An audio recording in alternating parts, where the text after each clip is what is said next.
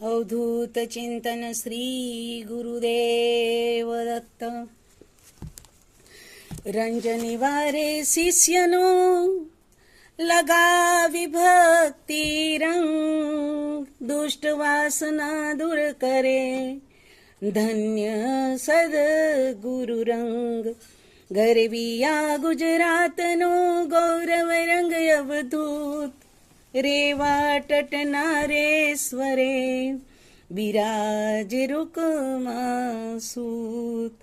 નેહ ભરેલા નયનથી અખંડ આશીષ ધાર, વરસાવે ભક્તો પરે અમૃતન રાધાર। જ્ઞાન ગંગા વહેતી રહે વાત વાતમાં જાણ, ભાગ્યવંત ભક્તો હરે પાપ તાપ કરી સ્નાન। ના બોલે મુખથી બહુ રાખે મૌન અત્યંત, તો એ સંશય શિષ્યના દૂર કરે ભગવંત। મૃત સંજીવન મંત્ર જો દીધો હા અણમોલ, શ્વાસે શ્વાસે હરિસ્મરે કરશો સૌ કલ્લોલ। તત્સ્વરૂપે લીન થઈ માલે આત્માનંદ, પ્રસંગ મુખ પ્રસૂન સમ સ્વયં આનંદ કંદ। આપણે સદગુરુ શબ્દથી લીધેલા દોહરા, એનું વર્ણન પાછલા વિડીયોની અંદર આપણે કર્યું। તો અહીંયા રંગ એ શબ્દથી રંજની વારે અને ગરવી એમ ને અને જ્ઞા ના મૃત, રંગને અને જ્ઞાનના મૃત આ શબ્દ ઉપરથી આપણે આ જે દોહરા છે એ લીધા છે અને આપણે હવે એ દોહરાઓને સમજીશું। તો શું કહે છે કે રંજની વારે શિષ્યનું, રંજ એટલે દુઃખ શોકથી પીડિત એવા શિષ્યનું દુઃખ અને શોકને ઉત્પન્ન કરનારું તત્વ જ દૂર કરી દે, જેથી ફરી ફરી દુઃખ અને શોક મનમાં રંજ ઉત્પન્ન ન કરે, પરંતુ મનને રંજન કરીને પ્રેરણાત્મક કરે એ શિષ્યના રંજને દૂર કરવાનું અતિ ઉત્તમ સાધન કયું? તો કહે છે લગાવી ભક્તિ રંગ, દુષ્ટ વાસનાને દૂર કરીને લગાવે ભક્તિ રંગ, અને એના દ્વારા શું કરે છે? દુષ્ટ વાસનાને દૂર કરે છે। તો ભક્તિના રંગમાં શિષ્યને રંગાવીને તેના મનમાં રહેલી દુષ્ટ વાસના જ તેને શોક મોહના કારણથી અતિ દુઃખ આપે છે, તેને દૂર કરી જે રંજ કરાવે છે, રડાવે છે, દુઃખથી વલોપાત કરાવે છે અને આનંદ અને સુખથી વંચિત કરે છે, તેનું નિવારણ કરે છે। ભક્તિનો જ્યારે સાચો રંગ વ્યક્તિને લાગે છે ત્યારે સંસારના સકળ ભોગ પદાર્થોમાંથી મન દૂર થાય છે અને ભૌતિક પદાર્થો મળે કે ના મળે, દેહને પોષવાવાળા અને મનને અને માનને અને ગર્વમાં પરિવર્તિત કરનારા તત્વો કે વસ્તુઓ કે વ્યક્તિઓ પ્રાપ્ત થાય કે ના થાય, પરંતુ દુઃખમાં કે સુખમાં ક્યારેય અતિરેકની લાગણી ન અનુભવાય, પરંતુ હંમેશા માટે પોતાના આત્માનંદમાં અને એના સુખમાં રહેવાય એ સ્થિતિ તરફ લઈ જવાનું કાર્ય સદગુરુ ભક્તિ દ્વારા, કયા સાધન દ્વારા? ભક્તિના સાધન દ્વારા પોતાના શિષ્ય માટે કરે છે, જેથી જીવનના મોહ ઈચ્છાઓ તેને ચલિત કરી અને ન કરવા યોગ્ય કાર્યમાં પ્રેરે નહીં, અને એનાથી ઉત્પન્ન થતા દુઃખોથી એ વલોપાત ન અનુભવે, પરંતુ તેને કરવા યોગ્ય કાર્યમાં જ પ્રેરીને જીવનના સાચા લક્ષ્ય તરફ વાળે તે હેતુ રહેલો હોય છે। આવા સદગુરુને ધન્ય ધન્ય છે, જે પોતાના સ્વ સિવાય શિષ્યના પણ જીવનની ગતિને ઉર્ધ્વતા તરફ લઈ જાય છે. એવા શ્રી સદગુરુ નર્મદાના કિનારે નારેશ્વરે રૂકમાંબાના પુત્ર એવા રંગ અવધૂત, જે સમગ્ર ગુજરાતનું ગૌરવ છે, એવા શ્રી સદગુરુ ભક્તો પર પોતાની અમી દ્રષ્ટિથી આશીર્વાદ વરસાવી રહ્યા છે. નારેશ્વરે બિરાજમાન એવા એ સદગુરુને ધન્યવાદ, કોટી કોટી પ્રણામ, જેઓ નિજ ભક્તો પરે અનરાધાર આશીર્વાદની ધારા વરસાવી રહ્યા છે. જે સતત અને અખંડ છે, એ ધારા અતૂટ છે, અખંડ છે. વાત વાતમાં ભક્તોને સહજ રૂપે જ્ઞાન આપી દે છે, અને જીવન જીવવાનો એ અમૂલ્ય વારસો જે ભક્તોને પ્રાપ્ત થાય છે, તેવા ભક્તો પોતાના પાપ અને જીવનના તાપનું સ્નાન કરી, મતલબ નિવારણ કરી, અને જ્ઞાન ગંગામાં નહાય છે. એ જ્ઞાન ગંગાથી શુદ્ધ થઈને, પોતાના જીવનના પાપ તાપ સંતાપથી દૂર થઈને, નવજીવનના આહલાદમાં પરિવર્તિત થઈ, ભક્તિના રંગે રંગાઈ જીવનનો આનંદ માણે છે. ભક્તોની સામે, શિષ્યની સામે વધુ પડતું નહીં બોલીને, વધારે પડતું મૌન રાખીને બેઠેલા રંગઅવધૂતના શરણે જે ભક્તો બિરાજમાન હોય છે, તેમના સંશય તેમના શરણે જવાથી જ જાણે કે દૂર થઈ જાય છે, અને શિષ્યનું કલ્યાણ થઈ જાય છે.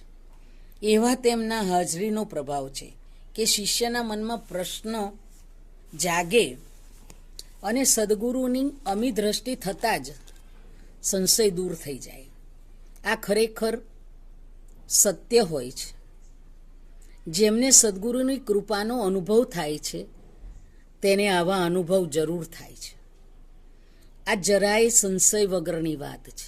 નિસંશય આવો અનુભવ ગુરુ સાથેની એકરૂપતાને જે પામ્યો હોય છે, એને જરૂર થાય છે.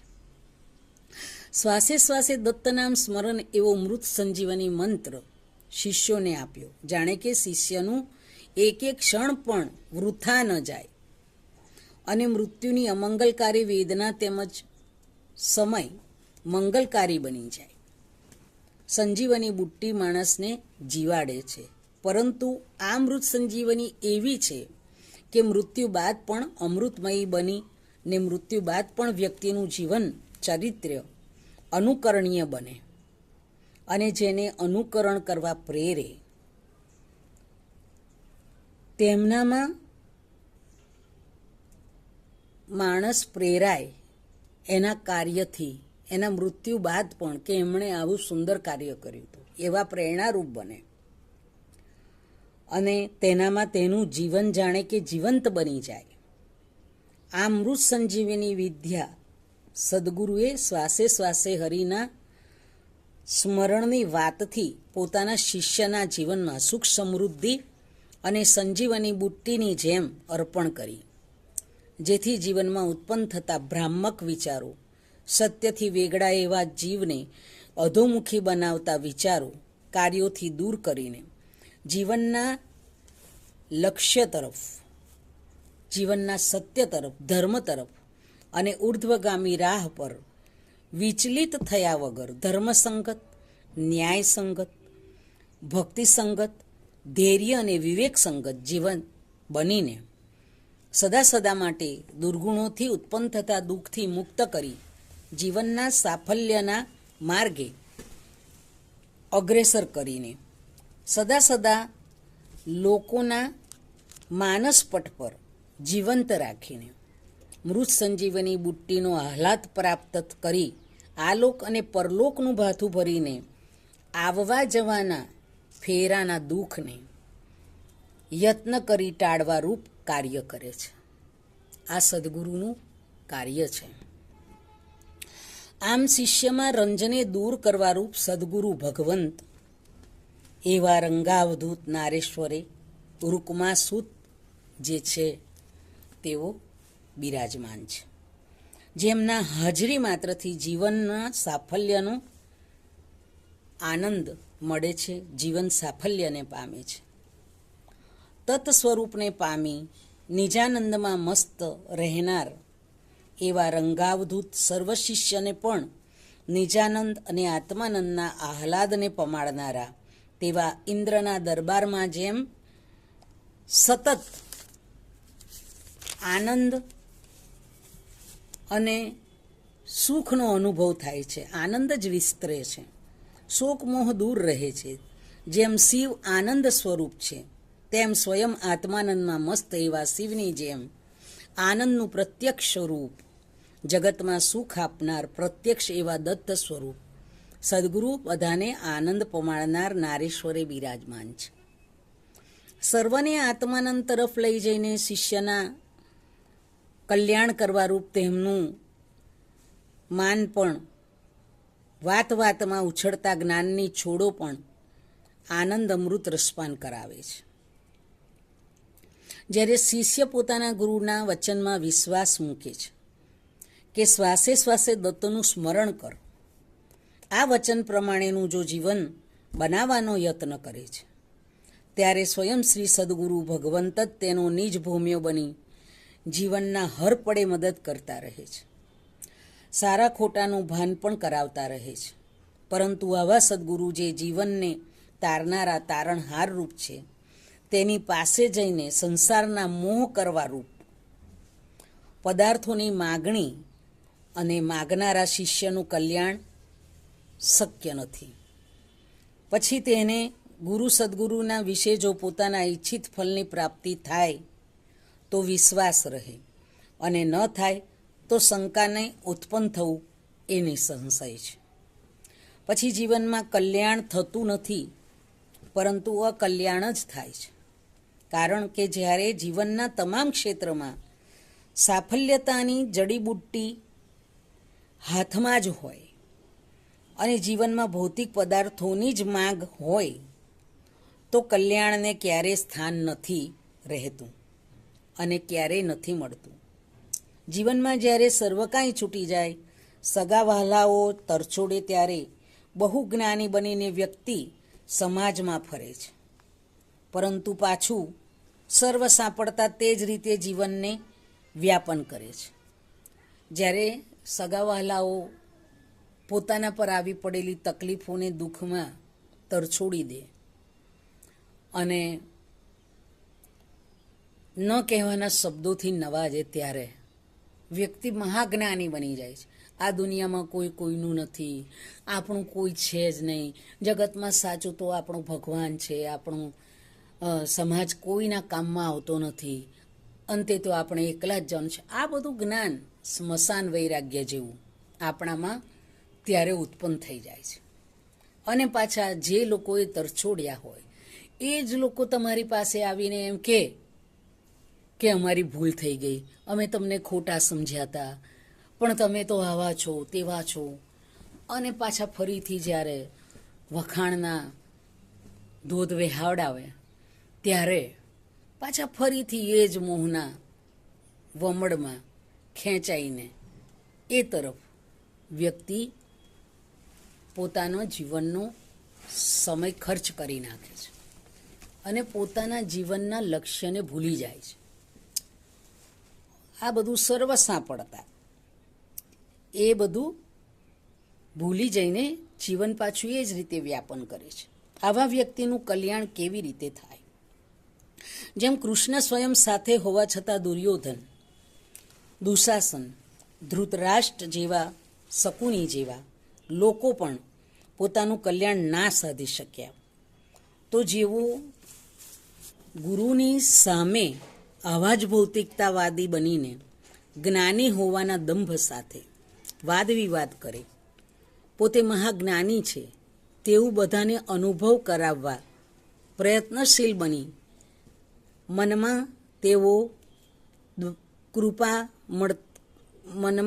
કૃપા મળતા જ માન સન્માન દ્વારા પ્રતિષ્ઠા મળતા ભૌતિક લાભ સુખની જ વિચારધારા તેમની સામે વહાવે, અને એવી વિચારધારા જો હોય તો તેમનું કલ્યાણ ક્યાંથી શક્ય હોય? શક્ય નથી. આ એક વાક્યની અંદર આવી જાય છે. ગુરુની આજ્ઞા છે કે શ્વાસોશ્વાસ દત્ત નામ સ્મરણ કરવું એ ધ્યાનમાં આવતું નથી, કે એ પ્રમાણે વર્તવું એ લક્ષ્ય હોતું નથી, પરંતુ શ્વાસે શ્વાસે ભૌતિક સુખાય નમઃને સ્થાન હોય છે. તો દુઃખ, ઉપાધિ અને અશાંતિ, રોગ, ભય, વલોપાત તેમજ મૃતપ્રાય જીવનને શિષ્ય પામે છે. પછી તે દોષોને વિશે જ વિચારે છે. પરંતુ ગુરુમાં જો દ્રઢ શ્રદ્ધા હોય અને તેમના વચનમાં જ વિશ્વાસ હોય તો શિષ્યને ભૌતિક પદાર્થો અઢળક હોય તો પણ, ના હોય તો પણ સુખ, શાંતિ અને આનંદનો અનુભવ રહ્યા કરે છે. કારણ કે જીવનનું એ સાચું સુખ છે શાંતિ. શાંતિ છે એ જ એનું જીવનનું સાચું સુખ છે. જ્યારે માણસ ફાની દુનિયા છોડીને જાય છે ત્યારે આપણે ઈશ્વરને પ્રાર્થીએ છીએ કે હે પ્રભુ, એ જીવને સાચી શાંતિ આપજો. પરંતુ સાચી શાંતિનું મૃત સંજીવની બુટ્ટીથી ભક્તિના રંગે રંગાઈને સદગુરુ આપવા માગે છે. પરંતુ આપણે તેમના વચનમાં વિશ્વાસ રાખીને શ્વાસે શ્વાસે ઈશ્વરનું શરણું તો સ્વીકારીએ ને જો તેમના વચન પ્રમાણે જીવતા નથી તો પછી શાંતિનો કેમ અનુભવ થાય? એટલે જ બાપજીએ વાતને લગતા અસંખ્ય ભજનો પોતાના ભક્તને સમયે સમયે લખી અને કહી સંભળાવ્યા છે. આપણે સુંદર મજાનું એક પ્રભાતિયું ગાઈએ છીએ. વિષયની વાતમાં વિષ્ણુ ભૂલી ગયા, રાખની આસમાં લાખ ખોયા, દેહની ચિંતમાં દેવ કોરે રહ્યા. આપણે આ સુંદર ભજન ગાઈએ છીએ. એ બાપજીએ લખીને આપણને શું સમજાવ્યું છે કે આપણે વિષય સુખ, ઈચ્છાઓના સુખની પાછળ એવા પાગલ થયા છે કે લાખો ને કરોડો પણ જ્યાં કશું જ નથી એવી પ્રાપ્તિ આપણને થવા માટે જઈ રહી છે. પણ આપણે એક રાખ જે વિનાશી છે, રખ્યા થઈ જવાનું છે, એવા લોકોને પ્રાપ્ત કરવા માટે કે જેનું જીવન આખરે રાખમાં ભળી જવાનું છે, જેના ભૌતિક સુખોથી લઈને જેનું શરીર, જેનું જીવન એ અંતે રખ્યા થવાનું છે, એ સુખોને માણવા માટે આપણે, એ રખ્યાની સુખને આપણે માણવા લાખો રૂપિયાની અમૂલ્ય એવી ઈશ્વરીય સંપત્તિને આપણે ગુમાવી બેસીએ છીએ. કલ્પવૃક્ષે બેસીને આપણે તરસ્યા રહીએ છીએ, ભૂખ્યા રહીએ છીએ. આખું ભજન ખૂબ સુંદર છે. બાપજીએ આપણને આ પ્રભાતિયામાં ઈશ્વરીય શક્તિની સાથે જોડવા માટેનું એટલું સુંદર વર્ણન કરવા માટે અને આપણને સમજાવવા માટે સુંદર શબ્દોનું વર્ણન કર્યું છે. અને એને આપણે જો સમજીશું તો સાચા અર્થમાં જીવનને આપણે સમજી શકીશું. આવા તો અનેક ભજનો બાપજીએ આપણા જીવનને સમજાવવા માટે લખ્યા છે. બીજું એક ભજન છે, દિલરુબા દિલ કી સુનાઉં સુનને વાલા કૌન હૈ, દિલરુબા દિલ કી સુનાઉં સુનને વાલા कौन है, जामे हक भर भर पिलाऊं पीने वाला कौन है, ऐसो इस रत मस्त दुनिया कबत सुख ना चहे, ऐसो इस रत ओ ऐसो ईसरत मस्त दुनिया तबत सुख ना चहे चाहे तो हाजर दिखाऊं चाहने वाला कौन है दिल रुबा दिल की सुनाऊं सुनने वाला कौन है. બાપજી કહે છે મારા દિલની દિલરૂબા, એને વગાડીને તને સંભળાવું. કહેવાનો મતલબ કે મારા દિલની દિલરૂબાનો તાર જ્યારે પણ ઝણકે છે ત્યારે તારા કલ્યાણ માટે ઝણકે છે. અને એ જે દિલની દિલરૂબાનો અવાજ, જે આંતરિક આપણા હૃદયમાં વસેલા ઈશ્વરના સ્વરને અનુસંધાનમાં સંભળાવવાની ઈચ્છા બાપજીની છે. એ એમ કહે છે કે તને હું હાજરા હાજુર ઈશ્વરને દેખાડું. પણ કોણ ચાહે છે? કારણ કે એસો ઈસરત મસ્ત દુનિયા, દુનિયાના એશો આરામમાં, એના સુખમાં મસ્ત બનેલા જીવો ઈશ્વરને મેળવવા માટે નથી ઝંખતા, પરંતુ આ દુનિયાની ભૌતિક સુખોને ઈશ્વરના નામે મેળવવા ઈચ્છે છે.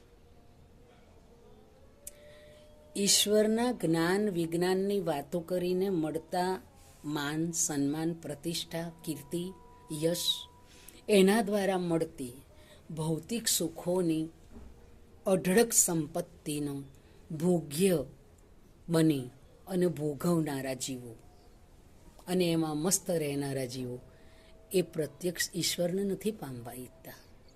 બાકી બાપજી કહે છે ચાહે તો હાજર દિખાવો, ચાહને વાલા કોણ હે? કોઈ નથી. બધાને ઈશ્વર પાસે જઈને પણ બાપજી અથવા ભગવાન, જેને પણ આપણે માનતા હોય, મારા દીકરાનું લગ્ન થઈ જાય તો સારું, લગ્ન થઈ જાય એના ઘેર સંતાન થઈ જાય તો સારું, અભ્યાસ કરે છે સારા નંબરે પાસ થઈ જાય તો સારું, સ્વાસ્થ્ય નબળું છે સ્વાસ્થ્ય સારું થઈ જાય તો સારું, મારા ઘરમાં 5 લાખ છે પણ દીકરાને ડૉક્ટર બનાવવો છે તો 20-25 લાખનો ખર્ચો થશે, એ નીકળી જાય તો સારું, એટલી આવક થઈ જાય તો સારું. તમામે તમામ વસ્તુની માંગ જે છે એ ભૌતિક સુખોને, દુનિયાના સુખોની માંગ સાથે આપણે ઈશ્વરને ભજીએ છીએ, પ્રાર્થીએ છીએ અને એની પાસે જઈએ છીએ. ઈશ્વર તો આ જગતમાં રમવા માટે તમને રમકડા આપી જ દે છે, કારણ કે એને તમારી સાથે સતત રહેવું એ તમને નથી ગમતું તો એ તમને રમકડા આપીને રાજી કરે છે. માતા પિતા બાળકને પોતે કામ કરવું હોય તો બાળકને માં રમકડા આપીને રમવા મૂકી દે છે. બાળક એ રમવામાં મસ્ત થઈ જાય, માં એને પોતાનું કામ કરી લે. એ રીતે આપણને આપણા પરમપિતા, આપણા પરમમાં માતા પિતા ગુરુ સખા એ આપણને દુનિયાવી રમકડા આપી અને રમતા મૂકી દે છે. એ આપણને ત્યારે જ પ્રાપ્ત થાય છે જ્યારે એને મેળવવાની આપણી ઈચ્છા જાગૃત થાય છે. અને આપણી એક એક ક્ષણ જો એના મેળવવા માટેની ભાવનાથી જાય છે તો જ એ આપણને પ્રાપ્ત થાય છે. એટલે બાપજીએ તો આપણને એક એક ક્ષણ એમની સાથે બેસનારાને પણ કે ધ્યાન ન લાગે તો ફરી ફરી ધ્યાન લગાવો, ફરી ફરી ધ્યાન લગાવો. જેમ ગિલ્લી દંડાથી મારીને ઊંચી ઉછારીએ ને પાછી નીચી પડે, પાછી ફરી ઊંચી ઉછારીએ ને પડે, એમ મન આપણું સતત ઉર્ધ્વ ગતિમાંથી નીચેની ગતિમાં, ઉર્ધ્વ ગતિમાંથી નીચેની ગતિમાં સતત ફર્યા કરતું હોય છે.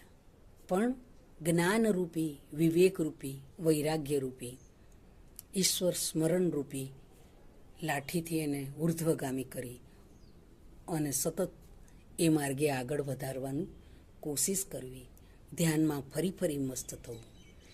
આવા ઘણા બધા ભજનોની અંદર બાપજીએ આપણને ઈશ્વરના અનુરાગી બનાવવાનો યત્ન કર્યો છે. પણ આપણે જ્યારે બાપજીની ભક્તિ કરતા હોય, માળા કરતા હોય, પૂજા કરતા હોય, એ 5 મિનિટ આપણું કદાચ ધ્યાન સ્થિર થઈ પણ જાય અને ના પણ થાય. કદાચ એ ધ્યાન કરતાં કે એ પાઠ કરતાં પણ આપણને વિચાર આવે, શાક મૂક્યું છે બળી ના જાય, ખીચડી મૂકી છે બળી ના જાય, કુકરની 3 સીટી વાગે એટલે બંધ કરવાનું છે. આપણે ઊભા ના થઈએ, કોક બેઠું એને જરા સીટી 3 વાગે એટલે બંધ કરી દેજો. આ બધું આપણું કાર્ય ચાલતું જ રહેતું હોય છે. પણ આ કાર્યની અંદર, આ કાર્યની સાથે તમે ભલે પલાઠી માળીને માળા કરવાના બેસો, પણ એ કાર્ય કરતાં કરતાં ઈશ્વરનું સ્મરણ જો થઈ જાય, કાર્ય તો તમે કરો જ છો, ખાવા બનાવવાનું, કપડાં ધોવાનું, વાસણ ઘસવાનું, એની સાથે ઈશ્વર સ્મરણ થાય સતત મનની અંદર, વાણીની અંદર, તો તમારું એ કાર્ય સત્કાર્ય બની જશે, ઈશ્વરીય બની જશે. પણ આપણે તો સ્પેશિયલ જ ભગવાન સામે બેસીએ તો જ ભક્તિ કરી એવું આપણને લાગે, પણ ખરેખર એની અંદર શું આપણે ધ્યાનસ્થ હોઈએ છીએ? ના. અને કદાચ આપણું ધ્યાન એમાં એકરૂપ થઈ જતું હોય, શક્ય છે બધાને ના થાય, પણ કોઈકને થઈ પણ જતું હોય. પણ એ 1 કલાક એમાં સ્થિર રહીને જો આપણું મન ધ્યાનસ્થ થઈ જતું હોય, પણ એ 1 કલાક પૂરો થયા બાદ કોઈ કે આપણને કંઈક કહ્યું તો સટાક દઈને 2 લાફા મારીને 10 ગાળ બોલી દઈએ, કરીએ ને, કારણ કે આપણને ના ગમ્યું એનું વર્તન, તો આપણે આ કર્યું. તો બાપજીનું કહેલું શ્વાસે શ્વાસે દત્ત નામ સ્મરણ અને પરસ્પર દેવો ભવની આ નીતિ બાપજીની આપેલી આપણે કેટલી સ્વીકારી? આપણે બાપજીને ભગવંત કહીએ, ગુરુ કહીએ, પણ આપણે કમસે કમ ભગવંત ના માનો તો કંઈ નહીં, પણ ગુરુ તરીકેનું એમનું આપેલું વચન કે બીજામાં પણ ઈશ્વર છે એ જો, એને દુઃખ ન થાય એવું કાર્ય કર, કમસે કમ એટલું તો માનીએ. ગુરુ તરીકેનું સ્થાન આપણા હૃદયમાં જો આપ્યું છે, પણ આપણે 1 કલાક ભક્તિ કર્યા પછી બીજાનું કેમ મચેડવું એ કરતા હોઈએ છીએ. બીજાને કેમ નુકસાન પહોંચાડવું, બીજાને કેમ નીચો પાડવું, બધા વચ્ચે કેમ અપમાન કરવું, આ કાર્ય કરવામાં આપણે જરાય પાછા પડતા નથી, આ કરતા જ રહેતા હોઈએ છીએ. તો શું આ ભક્તિ છે? બાપજી પ્રત્યેની શ્રદ્ધા છે? વિચારી જોજો. જો આપણે આવું કરતા હોઈએ તો, અને જો આપણે નથી કરતા તો સાચા ભક્ત છીએ, પણ સાચા ભક્ત હોવાનું પણ અભિમાન હોવું એ પણ બાપજીને મંજૂર નથી.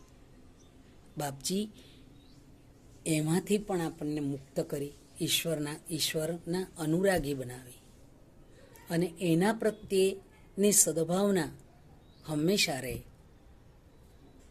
આપણું નિરાભિમાનીપણું ભક્તિના જેમ જેમ ભક્તિ વધતી જાય નિરાભિમાનીપણું પણ સાથે સાથે આપણું એ જ કક્ષાએ જાય, એ પણ બાપજી ઈચ્છે છે.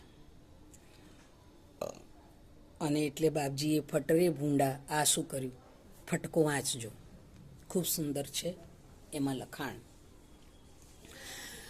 આ ભજન પણ બાપજીએ આપણને સમજાવવા માટે ખૂબ સુંદર લખ્યું છે. જો આપણે સમજીએ તો જીવનના ઘણા બધા પ્રશ્નોમાં આપણે સ્વાભાવિક છે, માણસ છીએ, ભૂલ થાય, ઉગ્ર પણ થવાય, કદાચ કોઈને ન કહેવાના શબ્દો પણ કહેવાઈ જાય, થતું હોય. પણ ધીરે ધીરે આપણી કક્ષાને સુધારવાનો યત્ન કરવો. કમસે કમ કદાચ ગુસ્સામાં 1-2 શબ્દો બોલાઈ જાય, પણ એનું અહિત ન થાય એટલું તો કરીએ, આપણાથી અહિત ન થાય. ક્રોધને નિયંત્રણમાં રાખવાનો યત્ન કરવા છતાં પણ ક્યારેક ક્રોધ ભલે આવી જતો હોય, પણ એને પણ આપણા દુર્ગુણો પ્રત્યે એ ક્રોધને કન્વર્ટ કરીએ કે આપણા દુર્ગુણો જોવાનો યત્ન કરે અને એને હટાવવા માટેનો આપણને ક્રોધ આવે કે મારી અંદર આવા દુર્ગુણ, કન્વર્ટ કરો. ધીરે ધીરે ધીરે ધીરે, એકદમ કશું થતું નથી, પણ ધીરે ધીરે આપણી અંદર દુર્ગુણો દૂર થવાનું યત્ન ચોક્કસ થશે, અને એ આપણે જ કરી શકીશું.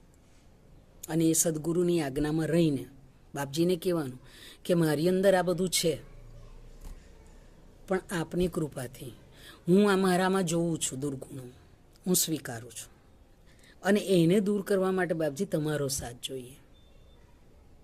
અને એના માટે આપણે ફક્ત ને ફક્ત બાપજીને પ્રાર્થના કરવાની શરદય. દુનિયાને કહીશું તો પણ આપણામાં કોઈ સુધારો નથી આવવાનો. આપણામાં સુધારો આપણા દુર્ગુણો જોવાથી જ આવશે, બાપજીને પ્રાર્થના કરવાથી આવશે.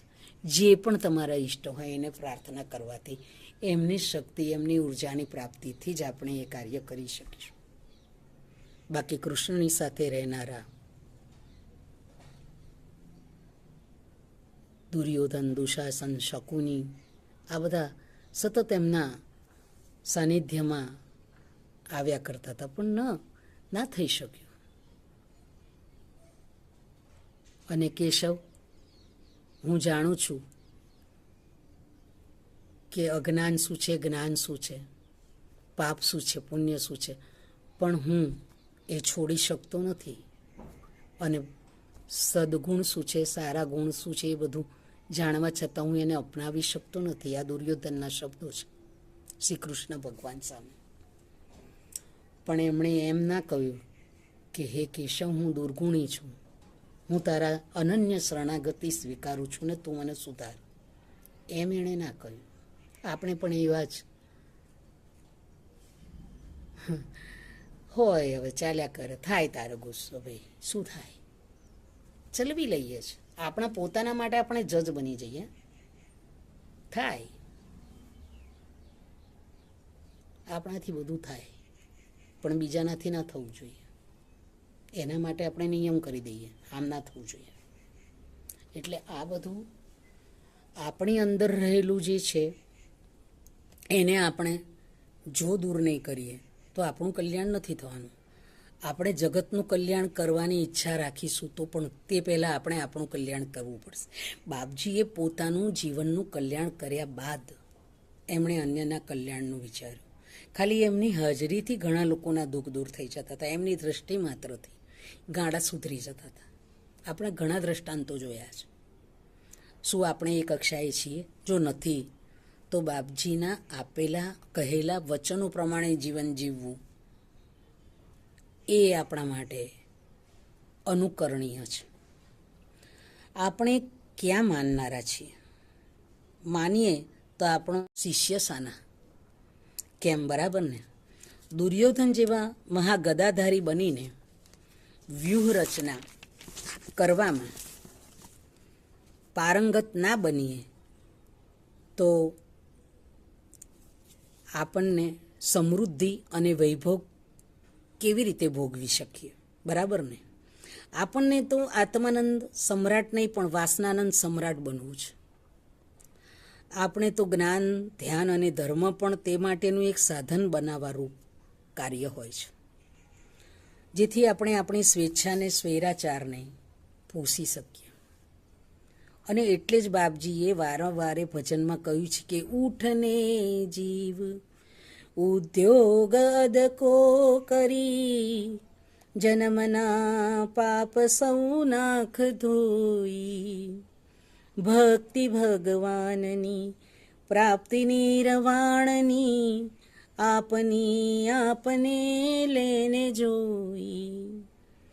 કોણ જીવડા સે થકી આવ્યો, મરણ પછી સી ગતિ જો વિચારી, આદિને અંતમાં નાહી તે મધ્યમાં, સે હસે હા તુજ હે અજવિકારી.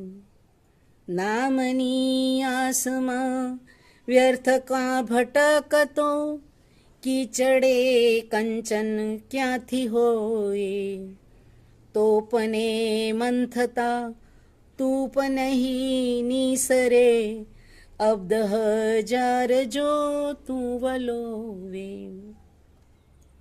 ઉપલય અગ્નિતણું જોગ જાણ્યો ઘણો, જુક્તિ વીણ મુક્તિ નવ હાથ લાગે, ના હાથ આવે. અલ્પમતી આધડી આત્મનવ ઓળખે, વેદિયા ઢોર તે ત્યાં ન ફાવે. મસ્તકો ભેદિયો આપ પર વેદિયો, જાણતો દસ્ત જો રંગ પકડે. મોહ ગુંગટ ખરે શોક સંકટ ટળે, શાંતિ સુખ પ્રજ્વળે આપ મેળે. ઉઠને જીવ ઉદ્યોગ કો કરી, જન્મના પાપ સૌ નાખ દોઈ. આ ભજનમાં બાપજી ઉદ્યોગ અદકો કરીને ઊઠ શિષ્ય એમ શું કામ કહે છે? બાપજી પોતાના વહાલા ભક્તોને કહે છે, હે જીવ, તું ઊઠ, જાગ્રત થા અને દુનિયાના સર્વ કાર્યોને પહેલાં એક તરફ કરીને જન્મો જન્માંતરથી આપણે પાપ કરતા આવ્યા છે, એ બધા પાપમાંથી તું મુક્ત થઈ જા. જીવ મટી શિવ થા. બરાબર ને? એ કરવા માટેનું ભગવાનની ભક્તિ કરી લે. જીવનમાં આવ્યો છે તો કર્મ કરવાનું જ છે, પણ એ કર્મમાં અકર્મણ્ય થઈને તું ભક્તિનું ભાથું ભરી લે. અરે એ કર્મને ભક્તિ બનાવીને અકર્મણ્ય થા અને ઈશ્વર કર્મ બનાવીને તું જગતમાં મોહને છોડી ઈશ્વરનું કાર્ય સમજીને કર, તો નિર્વાણ છે જ. સર્વ જન્મોના પાપને ધોવાનું આ કાર્ય તું કરી લે. કહે છે કે આપની આપને લેને જોઈએ. આપ સ્વ એ શું છે તેના સ્વને ઓળખી લે. તું જીવમહી શિવ થવાની ગતિએ જા અને સ્વયંને ઈશ્વરના રૂપમાં ભેળવવા શીઘ્ર ઉઠ. કારણ કે તું તેનો અંશ છે, તેને જાણી લે, તેને પામી લે અને તેમાં ભળી જા. અને સ્વયંને તેમાં ખોવાઈ જઈને જો મરણ પછીની ગતિ કેવી થાય છે તે વિચારી લે. વારંવાર ગર્ભની ભયંકર નર્ક યાત્રામાં સબળવાનું છોડીને તું તારા સ્વરૂપને ઓળખીને પામી લે. આદિ અને અંતમાં, આદિ એટલે જીવનની શરૂઆતમાં અને અંતમાં એટલે જીવનના અંતમાં જે હાલત થશે તે તને ખબર નહીં પડે. મધ્ય જીવનના ઈચ્છાઓના ઘોડાપુરમાં તણાઈને હે જીવ તું શું કામ હસે છે? તું જો, આદિમાં એટલે કે જીવનની શરૂઆતમાં ગર્ભમાં અતિ દુઃખ છે અને અંતમાં વૃદ્ધાવસ્થામાં પડીને જે દુઃખોને તું પામે છે તે પછી મૃત્યુના દ્વારે જે દુઃખ પડે છે તેનો વિચાર કર અને જાગ. બધી ઈચ્છાઓનો ઉદ્યોગ અડગો કરીને જાગ્રતથી ભગવાન ભજી લે. વિચાર કે તું ક્યાંથી આવ્યો, તારે ક્યાં જવાનું છે. અજવિકારી એટલે બોકડાની માફક વિકારી. અજ એટલે બોકડો, બોકડાની માફક વિકારી વાસનાયુક્ત બનીને તું ભોગોનો ગુલામ ન બન, પરંતુ તું અજ છે. અજના બે અર્થ છે. અજ એટલે બકરો અને અજ એટલે બ્રહ્મા. તો શું કહે છે કે અજ વિકારી, તું બોકડાની જેમ વિકારી ન બન, પરંતુ તું જાગ્રત થા અને વિકારથી ઉપર ઉઠી જાગ્રત બની ભક્તિ કરી લે. કારણ કે તું અજ છે, બ્રહ્મ છે, તે વિચારીને તું ભટક્યા કરવું એ છોડી દે. જીવનના નામના મેળવવા, કીર્તિને કલદાર મેળવવા, વ્યર્થ ભટકવા કરવું એ કિચડમાં સોનું શોધવા સમાન છે. ક્યાંથી હોય કિચડ એ સોનું? પાણીને 1000 વર્ષ સુધી મથવા છતાં તેમાંથી ઘી નથી નીપજતું, તેમ ઈચ્છાઓના મંથનથી, મથ્યા કરવાથી શાંતિ મોક્ષ પ્રાપ્ત નથી થતા. પથ્થરમાં અગ્નિ છે તે બે પથ્થર ઘસીને આદિ માનવ પણ પોતાનું જીવન નિર્વાહ માટે, ખોરાક બનાવવા અને પ્રકાશ માટે પણ પથ્થર ઘસીને નીકળતા. તણખામાંથી અગ્નિ પ્રદીપ્ત કરી અને એ આદિમાનવ તણખામાંથી બે પથ્થર ઘસીને તણખા ઉત્પન્ન કરી અગ્નિ પ્રદીપ્ત કરી લેતો હતો. પરંતુ એ બધું જાણવાથી શું? તે તો સહજ ભૌતિક સુખોનો મેળવવા માટેનું છે. કહેવાનો મતલબ કે જેમ બે પથ્થર ઘસવાથી તણખા ઉત્પન્ન થાય છે, એમ જીવનમાં સુખો મેળવવાની અપેક્ષાએ આપણે બે વ્યક્તિથી ભોગોના સુખોની પ્રાપ્તિથી વાસનારૂપ અગ્નિ પ્રદીપ્ત થવાથી, ભૌતિક ક્ષણિક સુખની તૃપ્તિ થવારૂપ કાર્ય થવાથી શું? જીવનનું સાચું સુખ તેમાં પણ મનુષ્યને પ્રાપ્ત થતું નથી. જ્યારે તેમાં પણ વિચારોનું અને અતૃપ્તિનું અનુભવનું જોર વધે છે ત્યારે જે સુખ સુખ લાગતું હતું તે જ દુઃખરૂપ પણ બને છે અને ભોગમાં કાયા ભગ્ન થઈને રોગ અને કષ્ટને આપે છે. માટે એ બધાથી શું વળે? તેમાંથી ઉગરવા રૂપ ભક્તિની યુક્તિથી મુક્તિ પ્રાપ્ત થાય છે અને પછી સાચું સુખ પ્રાપ્ત થાય છે. વાદ વિવાદમાં વેદિયા ઢોર એટલે બાપજી કહે છે કે લર્નેડ ફૂલ્સ, ભણેલા મૂર્ખાઓ, સમય વાદ વિવાદમાં પોતે જ્ઞાની હોવા જે દોડ દમામ કરવામાં વિતાવે છે ને આખરે અંતમાં કાંઈ હાથ લાગતું નથી, તો પછી તે મૂર્ખ છે, અલ્પમતી છે. એવા લોકો ઈશ્વરની પ્રાપ્તિ કરી શકતા નથી. એ સાચી ભક્તિ કે મુક્તિનું જ્ઞાન જ તેને લાગતું નથી. અને જ્યારે સાચી મુક્તિ મેળવવારૂપ ભક્તિનું જ્ઞાન જેને લાદતું નથી ને વાદ વિવાદમાં સમય નષ્ટ કરી લે છે અને જ્ઞાની હોવાનું ગૌરવ લેવા માટે એ ભટક્યા કરે છે, તો અંતે શું પ્રાપ્ત થાય છે? ક્યારેક અપમાન પણ પ્રાપ્ત થાય. એનાથી વધારે જ્ઞાની એનું અપમાન કરે તો એને લાદ્યું શું જીવનમાં? કાંઈ નહીં. ખોટો વાદ વિવાદ કરીને, સમય બગાડીને, દોડ દમામ કરીને અને કીર્તિ કલદાર મેળવવાની કોશિશમાં એ લાગેલો રહે છે. એને કંઈ જ પ્રાપ્ત થતું નથી. અને માટે એવા પંડિતોને જેઓ વાદ વિવાદમાં સમય નષ્ટ કરે છે એમને બાપજી લર્નેડ ફૂલ્સ, ભણેલા મૂર્ખાઓ કહે છે. બીજાને નીચા દેખાડી, અપમાનિત કરી ખુશ થયા કરે છે. તેથી બાપજી તેમને ભણેલા મૂર્ખા કહે છે, કારણ કે તેઓ કોઈ પ્રકારે પોતાનું હિત કરી શકતા નથી. વળી જ્ઞાની હોવાના મતે પોતાને પૂજાવે છે અને બીજાના કલ્યાણની વાતો કરતા ખચકાતા નથી. એટલે બાપજી કહે છે કે બુડતાની બાહે પકડીને બુડે મૂઢ ગમાર. એવા જ્ઞાનીઓની પંડિતાઈમાં તેની પૂઠે પૂઠે ભટકીને સમયનો વ્યય કરી પોતાના કલ્યાણને નહીં કરીને ગમાર મૂર્ખ બુડે છે. આવા ભણેલા મૂર્ખ ખુદ તો ડૂબે છે ને બીજાને ડૂબાડે છે, ને પોતાના કલ્યાણની વિચારે પૂંઠે પડનારા આવા ડૂબતાનો હાથ ઝાલીને પોતે પણ ડૂબે છે.